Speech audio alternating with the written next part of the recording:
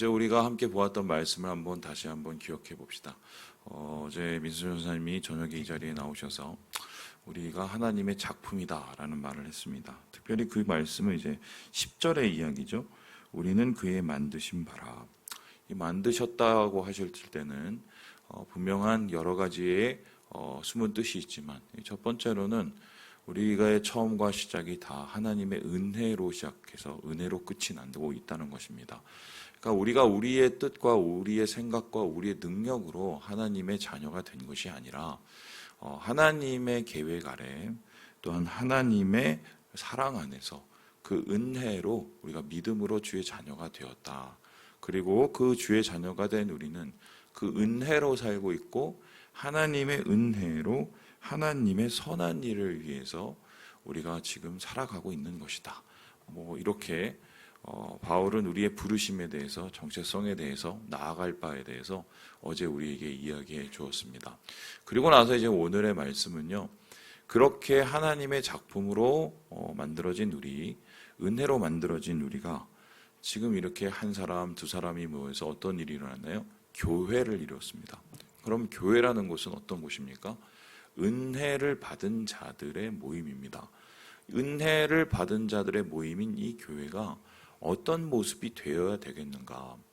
은혜로 세워진 교회, 은혜가 머물게 하기 위해서는 어떤 모습이 우리 안에서 끊어지지 않도록 해야 되는가? 그런데 특이한 게, 여기도 똑같이 앞에서 하나님의 구원받은 자로, 은혜받은 자로 만드신 작품으로 소개한 것처럼 교회도 역시 비슷한 마음으로, 비슷한 말로 이야기하고 있다는 것인데요. 우리 함께 우리 22절의 말씀을 같이 한번 읽어보도록 합시다. 22절입니다. 시작. 너희도 성령 안에서 하나님이 거하실 처소가 되기 위하여 그리스도 예수 안에서 함께 지어져 가느니라. 함께 지어져 가고 있다. 그리고 함께 만드셨다라는 것입니다.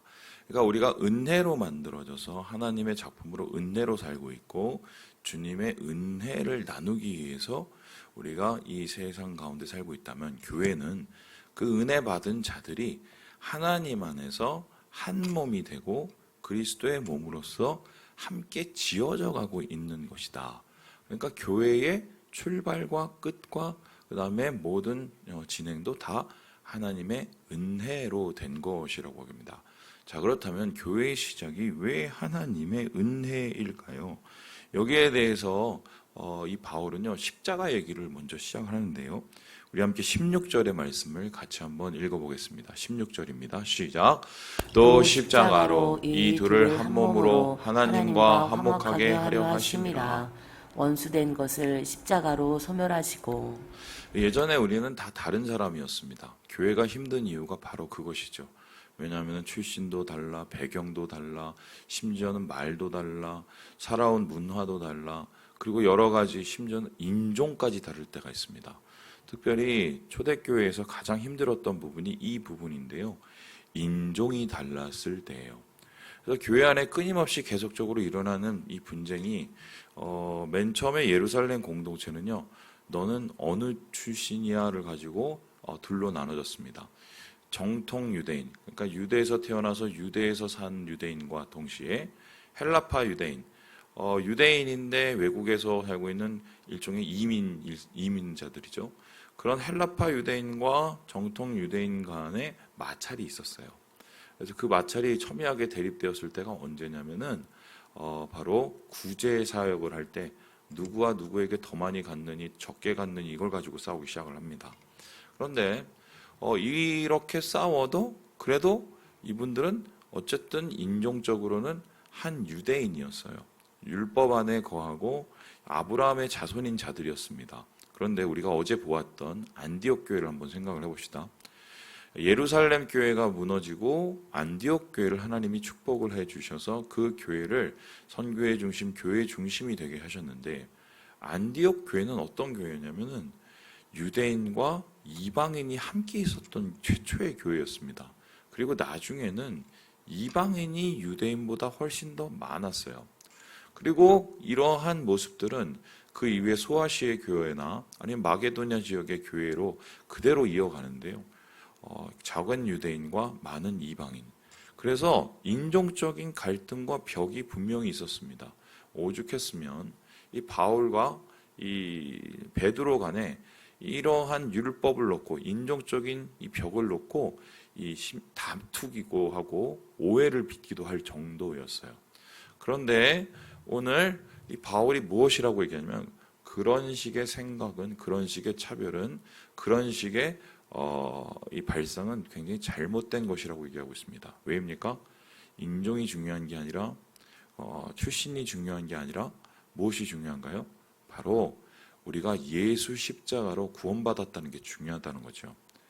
예수님이 구원해 주실 때 너 유대인이야? 그럼 너 1등? 너 사마리아인이야? 너 2등? 너 이방이냐? 너 3등? 이렇게 하지 않으셨다는 거예요. 한 영혼을 귀히 여기시고 그 영혼을 하나님의 자녀로 우리 그리스도를 통해서 부르신 거죠. 그러니까 예수 은혜로 부르심을 받았고 그 예수 은혜로 부르심을 받아서 교회가 됐기 때문에 그렇게 하나님께서 십자가 은혜로 한데 묶어 놓으신 교회를 이방인이니 유대인이니 헬라 출신이니 아니면은 유대 출신이 하면서 싸우는 것은 이거는 하나님의 은혜, 교회를 원래 디자인했던 하나님의 은혜에 반하는 것이라는 거예요. 이렇습니다. 우리나라에도 이런 일들이 많았죠. 초창기에는 무슨 상농 출신이니 양반 출신이니를 가지고 교회에서 싸워서 교회에서 갈라져서 양반교회, 상놈교회로 만드는 경우도 있었습니다. 웃지 못할 일이죠. 거기에서 끝난 게 아니죠. 1970년대를 넘어서는 이제는 뭐 여러분 아시는 것처럼 이제 박정희 대통령이 이제 이 경제 발전을 하면서 이분이 경제는 참 열심히 하셨는데 정치에 대해서는 좀 많이 잘못을 하신 게 자기의 정권을 계속적으로 유지하기 위해서 뭘 사용하셨냐면은 지역 감정을 사용했어요. 사실은 1970년대 이전에는요 무슨 호남 출신이니 영남 출신이니 이런 게 없었습니다. 제가 이거 진짜 확인했거든요. 저희 외할아버지가 이쪽 그 대구 분이신데 뭐 장로님이시고 예전에 뭐 정치 활동도 좀 하셨던 분이에요. 근데 제가 외할아버지한테 물어봤더니 그때는 호남, 영남 이런 게 없고 야당 아니면 자유당 이런 것만 있었대요. 그런데 이게 어느새 우리도 모르게 이 지역 감정이 갈리면서 소위 안에서 이게 교회에도 똑같은 영향을 줍니다. 어떤 일이 일어났나요? 제가 있었던 교회 중에는 어떤 교회가 있었냐면 저 사람 호남이야. 저 사람 뭐 깽깽이라고 하죠. 웃기죠. 그리고 저 사람 저거 무슨 부산이야. 부산은 뭔가요? 그러면 깽깽이면 그쪽 뭐예요? 그러면서 소위 말해서 겉으로는 웃고 있는데 교회가 나눠지는 거예요. 목사님이 영남이야. 저쪽 교회는 목사님이 호남이야. 이게 뭡니까? 하나님이 나누시지도 않고 오히려 십자가로 합해 놓으신 걸 교회를 나눠요. 최근에는 이런 모습들이 다른 모습으로 나타나죠. 넌 좌파야. 너는 너 우파야. 너는 빨갱이야. 너는 무슨 태극기야. 이걸 가지고 서로 반반씩 나눠서 싸웁니다. 그런데 여러분 잘 보세요. 교회에서 먼저 일어난 얘기들이 아니에요. 이 얘기의 출발을 보면요. 정치인들이나 사회에서 먼저 일어난 얘기가 교회로 침투해 들어온 겁니다. 교회는 원래 빨갱이도 없었고 교회는 원래 태극기도 없었어요. 교회는 영남도 없었고 호남도 없었습니다. 상놈도 없었고 그리고 양반도 없었어요. 주님께서 십자가에서 돌아가실 때 상놈피, 양반피, 빨갱이피 아니면 태극기피 따로 가려서 구원하신 게 아니거든요. 그래서 그 은혜에 반하는 교회를 나누는 것은 은혜로 세우신 교회의 원래의 목적을 반대하는 것이다. 지금 바울이 우리에게 이렇게 이야기를 하고 있습니다. 그래서 이 화평을 할 뿐만 아니라요. 이렇게 우리가 된 이 교회가 어떻게 하면 더 주님 안에서 화평을 누리고 능력을 누릴까라고 했었을 때 20절에 이렇게 이야기를 했어요. 20절입니다. 시작. 너희는 사도들과 선지자들의 터 위에 세우심을 입은 자라. 그리스도 예수께서 친히 모퉁이 돌이 되셨느니라. 사도들과 선지자들의 터 위에 세우심을 받았다. 이건 그들의 가르침, 말씀, 복음 위에 세우심을 받았을 뿐만 아니라 그 복음의 가장 뿌리는 어디에 있습니까? 예수 그리스도죠. 모퉁이 돌이 뭡니까? 제일 먼저 건축을 할 때 세운 돌이죠. 우리의 출발은 예수이기 때문에 다른 얘기 꺼내지 말라는 거예요. 예수 얘기만 하도 벅차는다는 거예요. 그래서 하나님 안에서 주의 교회로 하나 된 교회는 예수 능력이 머무르게 하기 위해서 예수님이 모퉁이 돌이 되는 예수 교회를 세워가는 곳입니다. 초창기에 우리를 기독교라고 하지 않았어요. 뭐라고 했는지 아세요? 예수교라고 했어요. 우리를. 세상 사람들이 우리를 예수교쟁이라고 그랬어요. 예수교쟁이. 우리는 예수교인들이에요.